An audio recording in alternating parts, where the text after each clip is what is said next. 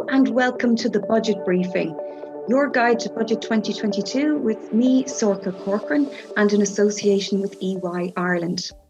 In this two-part series, I'll be joined by tax experts and economists as we look ahead and review what the government is planning for the nation's finances next year. Will there be tax cuts and bonuses? What COVID-19 and other supports will remain for Irish businesses? What will happen to our corporation tax rate? And what's in store for us all with inflation and energy costs on the rise? There's so much to get through and in a time of great uncertainty. So I'm delighted to say I'm joined by Jim Power, economist and co-host of the Other Hand podcast, plus Kevin McLoughlin, EY Ireland's head of tax, and Annette Hughes, director of economic advisory services at EY Ireland. You're all very welcome to the show. Jim, before we get into the nitty-gritty of it all, perhaps a good place to start would be to place the budget in the context of the revised economic projections that came out from the Department of Finance last week. Hey, Sorcha, the main upgrade to the economic forecast from the Department of Finance involved 2021 because since the economy reopened, there's been a very, very strong rebound in economic activity. And of course, the multinational sector continues to make a very strong contribution. So GDP is now forecast to come in at around 15.6% in 2021, which is very, very strong. But then if you look at the remainder of the forecast from 22 out to 25, small tweaks to that really. So the Department of Finance is looking at, growth of 5% next year, basically slowing down to about 3.5% by 2025. So a steady state economy is forecast in the medium term. The Minister for Finance and the Minister for Public Expenditure Reform both clarified that these upgrades to the forecast for this year would not influence the budget day deliberations. And those budget day deliberations were set out quite clearly in the summer economic statement back in July. So on budget day, we're expecting an expenditure package of 1 billion, a taxation package of 500 million, and that comes on top of other money that had been pre-committed. But we're really talking about 1.5 billion in new measures on budget day. So it's not a significant amount of money, but I guess from the perspective of the Department of Finance, the economic backdrop against which the budget is being presented is better than it might have been. The economy is rebounding strongly. It is reopening steadily. Economic activity is coming back. Consumer spending is particularly strong. But the other thing that the department will have to be, or the minister will have to be mindful of, is the very uncertain international backdrop. There's a lot of very worrying things going on in the world economy at the moment. And a lot of this is related to the post-COVID world. There's a lot of legacy issues. So supply chain problems, for example, energy costs are rising very strongly. We've seen particularly natural gas highlighted, but oil prices and many other commodity prices are rising strongly. And indeed, I heard one commodities trader in New York last week describing this as the great financial crisis for the commodity sector. So that does set a more challenging international backdrop. So I think the Minister of Finance would be correct in sticking to the projections that were made for the public finances back in July, that based on this resurgence in economic activity, they should not go for a more expansionary package. I would definitely advocate a pretty cautious approach to this because, as I said, there's still a lot of legacy stuff from COVID that creates a lot of uncertainty. And of course, from an Irish perspective, there is also the spectre of Brexit hanging over the economy still. Okay. And I mean, in that context then, there are so many areas that need investment and spending. If I could come to you, Kevin, how are the government going to prioritise the areas that need the investment and balance the books in the process? Yeah, I think the interesting thing for me, Sorcha, I think is going to be to what extent tax is going to have to play a role in the years ahead in terms of bridging the gap in the public finances. And there's no easy answers to that in reality. And I think when you look at this year's budget, some taxation measures have already been announced. I mean, the carbon tax we know is going to increase. That's already committed to. And there's kind of an outline essentially over the next, actually all the years up till 2030 in terms of what those increases will continue to be. There's been changes in local property tax, which again were announced over the last couple of months, which again, I think we'll see the take from property tax increase reasonably significantly compared to what it was. And I suppose I think there will be, to Jim's point, probably modest enough tax package of measures to be announced on the day. I think the Taoiseach probably last week maybe signalled what they might be, which is essentially kind of to do with some widening of tax bands, which I think in his words was very much around trying to design to keep people able to kind of afford an increase in cost of living. And again, so I think they'll be very targeted, and I think they'll be modest enough in overall terms. Yeah, and Annette, I mean, inflation is something that is a bit of a concern for many people. The European Central Bank has said this is a transitory thing, but really on a day-to-day basis, we are all looking at maybe rising electricity costs, and in construction, the supplies are costing more. What would you say about inflation and how this can be tackled in the budget? Yeah, and there's no doubt about it, Sorcha. We've seen inflation grow towards 3% last month. In the Eurozone, it's equally high, around 3.7%. We've seen building materials inflation in particular growing very strongly due to a range of factors. Shipping containers have gone up, the cost of just really post-pandemic issues around getting the supply chain up and working again. And that's going to impact on the delivery potentially of the NDP and the cost of doing so. So I think, this budget is something that is going to be very challenging, notwithstanding where the Irish economy is, the fastest growing economy in the Eurozone for now 2 years in a row. I think it's going to be very challenging. The increase in inflation might limit the scope to which the government can start to, increase taxation, given that inflation is already rising and the cost of living is rising, and there will potentially be pay demands on foot of that, which is a concern for the economy. But, as economists, we have to say we have scarce resources. We have to really make our policy choices very, very carefully. We have to ensure we sustain the economic growth going forward. And I think really important for me is that we don't, jeopardize the future generations with high levels of debt.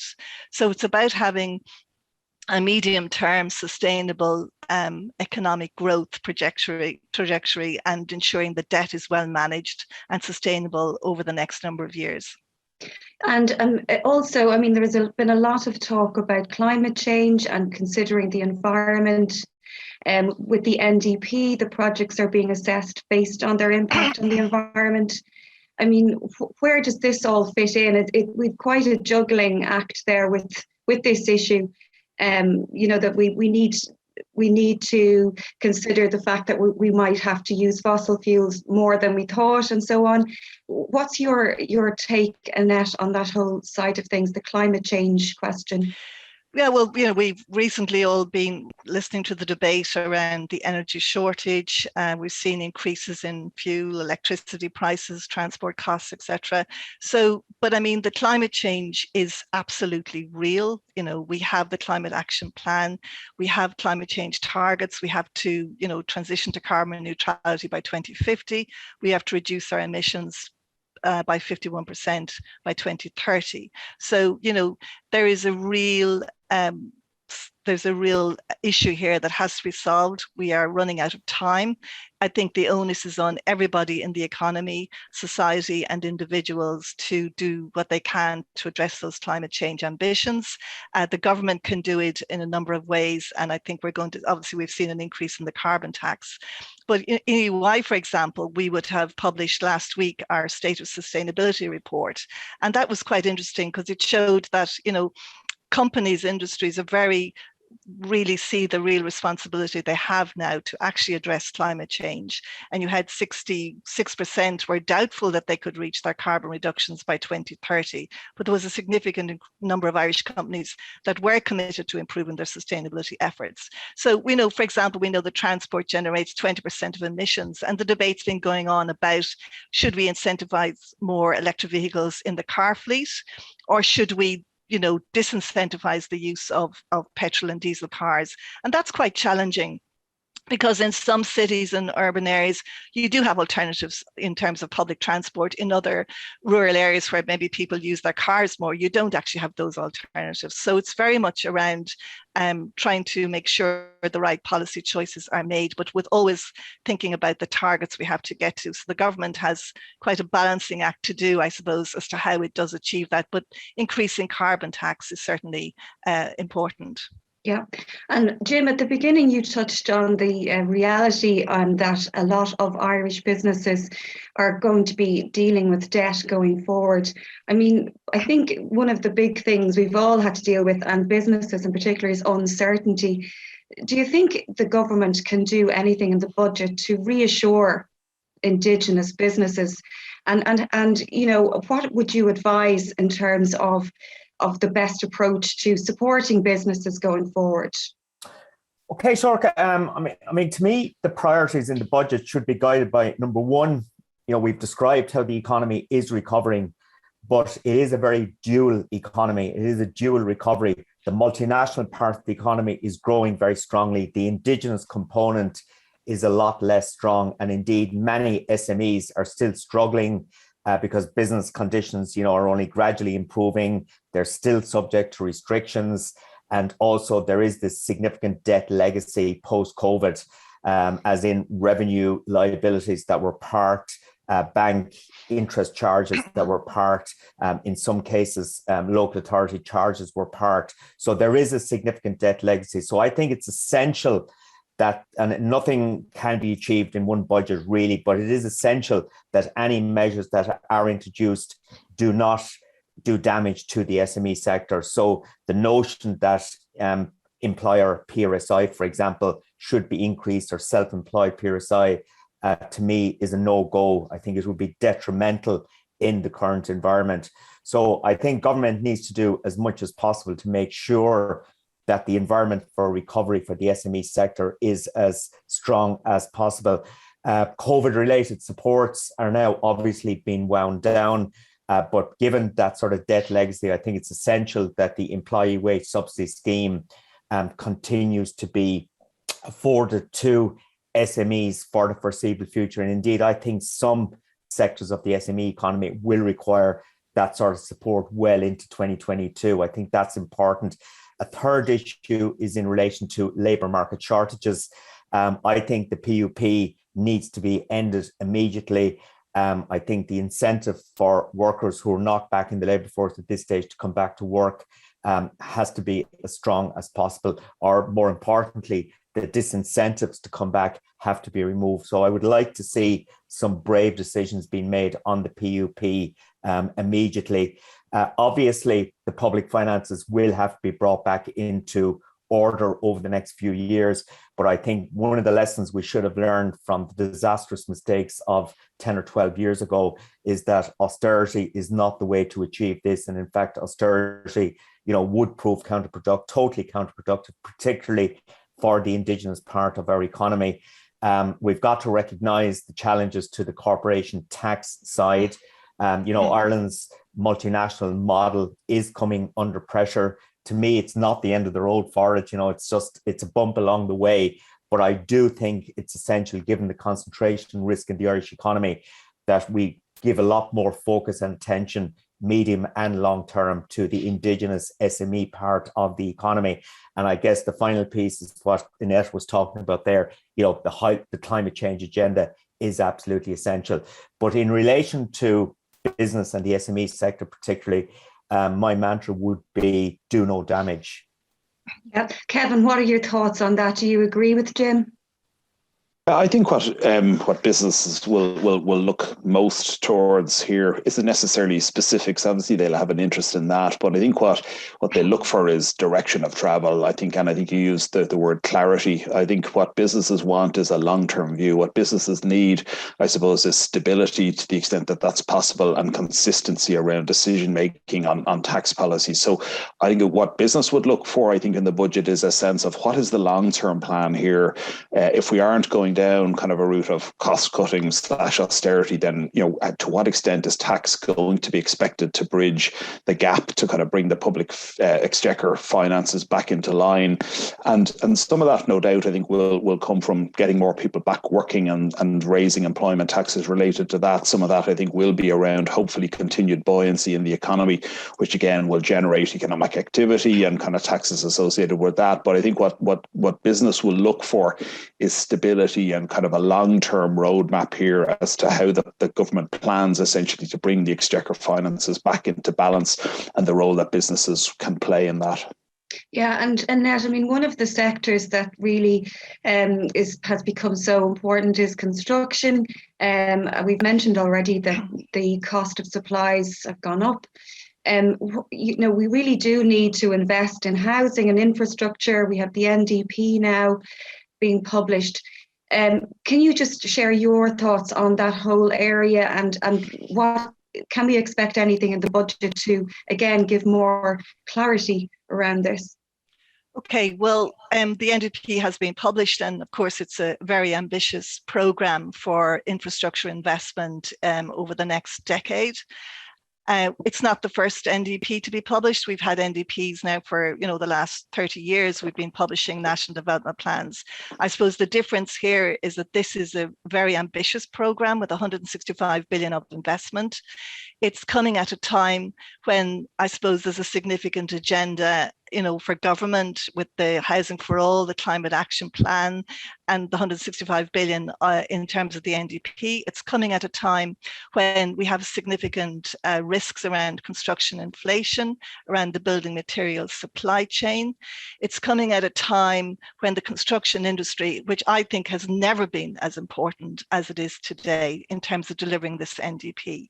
So, it's a very unproductive sector. It's one of the least productive sectors of the Irish economy. It performs very poorly in line with its international comparisons, other countries.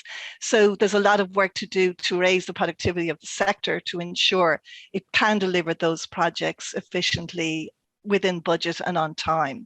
So I think that the challenge really is going to be ensuring the construction sector is fit for purpose to deliver on the projects in the NDP. And the budget can do something about that. It can actually, there's talk about measures, and there's a lot of work going on with the construction consultation group and the digital innovation and adoption subgroup set up by the Department of Public Enterprise and Reform to boost productivity in the sector. And they're talking about developing a construction technology centre to ensure that the industry can I suppose employ more modern methods of construction and improve productivity, improve the skill and upskill the workers that are needed to increase the technology in the sector. So the budget is all about funding. So the budget can fund some of those measures to help boost the productivity of construction to ensure it can deliver the projects as I say, on time and within budget, notwithstanding the significant risks there are out there. But hopefully those inflation risks are short term. And, once the pandemic is over and the supply chain is sorted, those issues might be sorted also.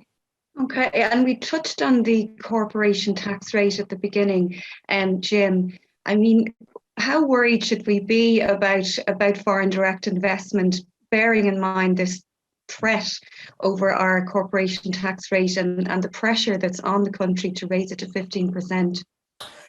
Yeah, I mean, this agenda has really been building since 2013, when Ireland was described as a tax haven in the US Congressional Committee in relation to the Apple situation.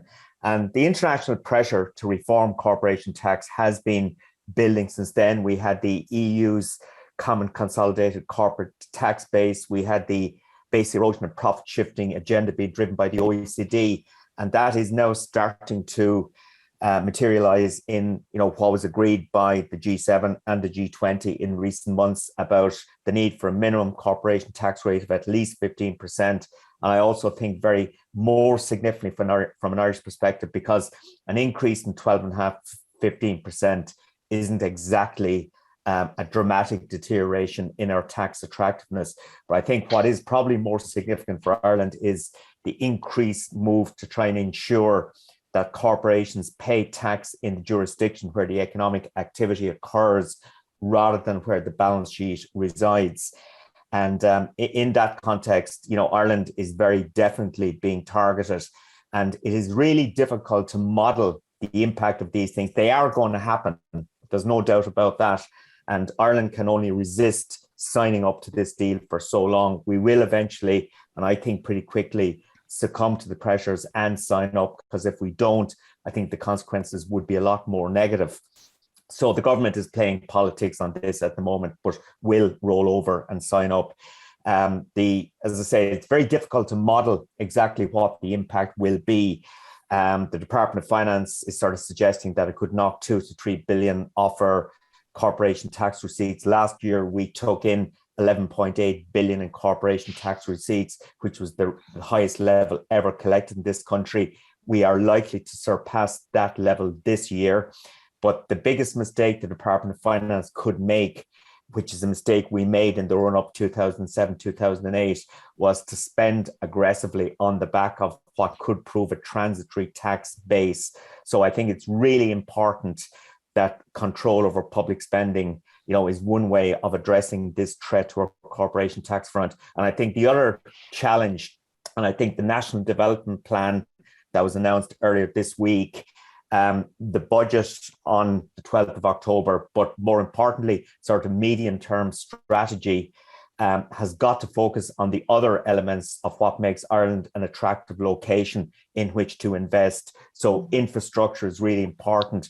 The quality of the workforce, in my view, is absolutely paramount. So investment in education is essential. The IT capability and infrastructure is really important. Public services like health, education, all of these other things that make Ireland a location where multinational companies want to invest.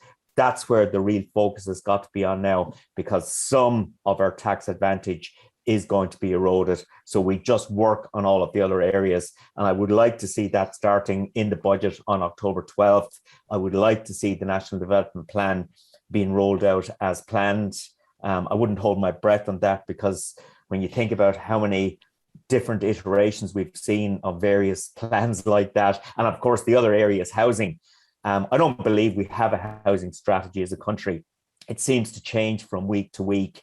And there's no sense within government that they're adopting a holistic approach to this problem. They keep focusing in on one or two issues. The solution to the housing crisis, which is an essential part of our competitiveness as well, has got to be multifaceted. It has got to be supply side, demand side, but there needs to be a strategy. Yeah, and Kevin, I know you have opinions on this as well. What do you believe in terms of the corporation tax rate that we should be thinking about, and particularly in terms of what Jim was saying there about we shouldn't be spending on the back of hoping that the corporation tax revenues will stay the same? Yeah, I think a couple of things. I think it's quite a difficult position for Ireland to be in at the moment. I think, to be fair, I think over the bulk of the last 10 years, Ireland has very much actually responded to the initiatives that have been there at an OECD level and at an EU level around reforming of the international tax rules generally. So I don't think Ireland has been in any way kind of a laggard in terms of responding to those developments so far. I think the current developments are quite interesting because there's a lot to play out still. There's huge questions over whether the US, for example, will be able to kind of get these proposals over the line legislatively, given how finely balanced things are politically over there. I think there are some issues of principle here. I think one is the fact that, for Ireland, essentially this kind of concept of signing up to a minimum rate of at least 15% certainly leaves the question out there as to whether kind of if the international community decides to raise that further, to what extent has Ireland the ability to stick with that? So that, I think, is a big point of principle for Ireland, and I think probably a big sticking point in the conversation so far. I think that kind of the one point where I would agree with Jim, I think fundamentally, I think tax has always played a part in decisions that companies make about locating to Ireland, but it has never been the only reason. I think the reasons that have been critically important have been around the the quality and availability of talent. And I think Ireland has done a really good job there of actually having a labour pool, which is not just local, but also across the European Union. And I think things like infrastructure and housing, I think, will become increasingly important. So I think broadly, I think Ireland's competitiveness across kind of, let's call it non-tax factors, I think becomes much more important going forward, not just for international business in Ireland, but also I think, as Jim says, Indigenous businesses, and to enable their ability to compete more effectively internationally, which they obviously have always done to a point.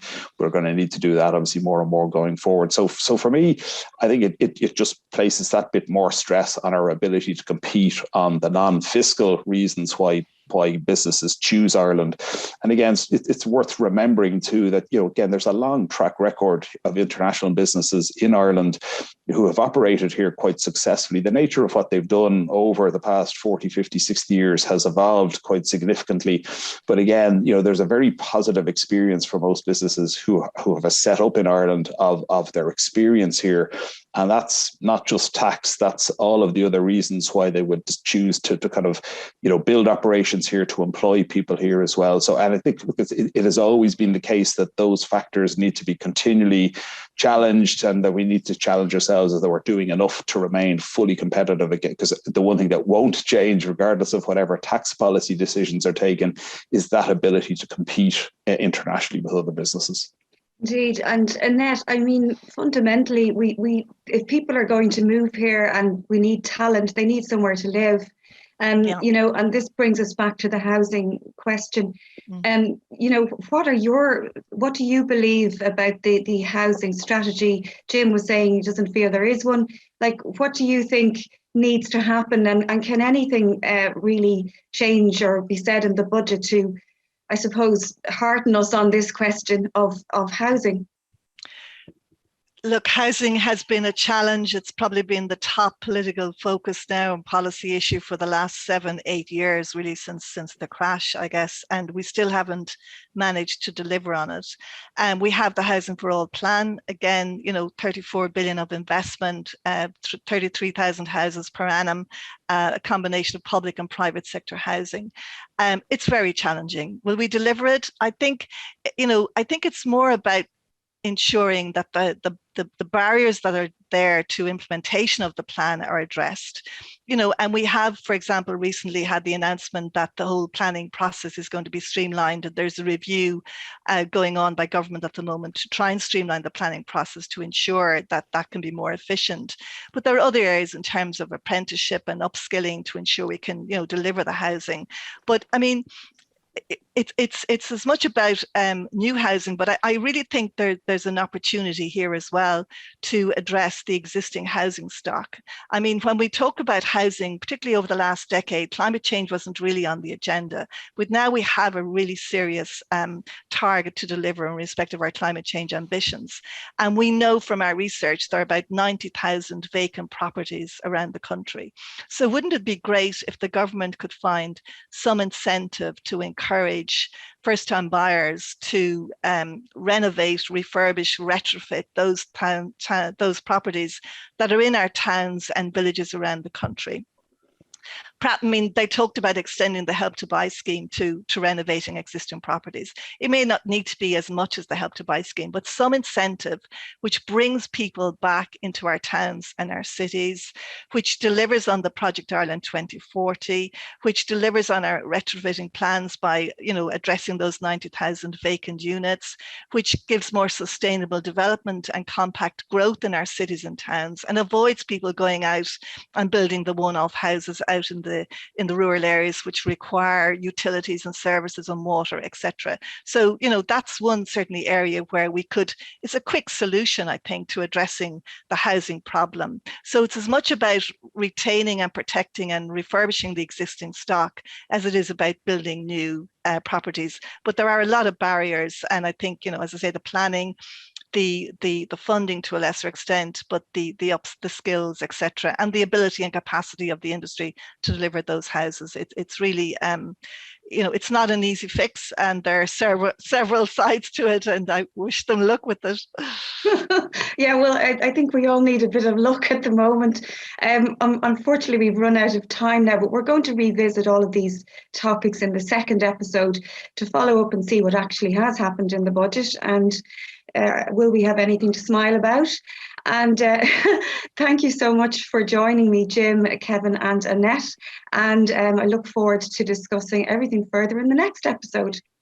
Great. Thanks very much, Sorcha. That's all we have time for, I'm afraid, on this episode of the Budget Briefing. But I'll be back next week with episode 2, just after the budget comes out, when Jim and other EY experts will look back on the Minister for Finance's speech and explain what it means for us in the years ahead. Don't forget to rate, review and follow the Budget Briefing on Apple, Spotify or wherever you get your podcasts from. I'm Sorcha Corcoran and thanks for listening.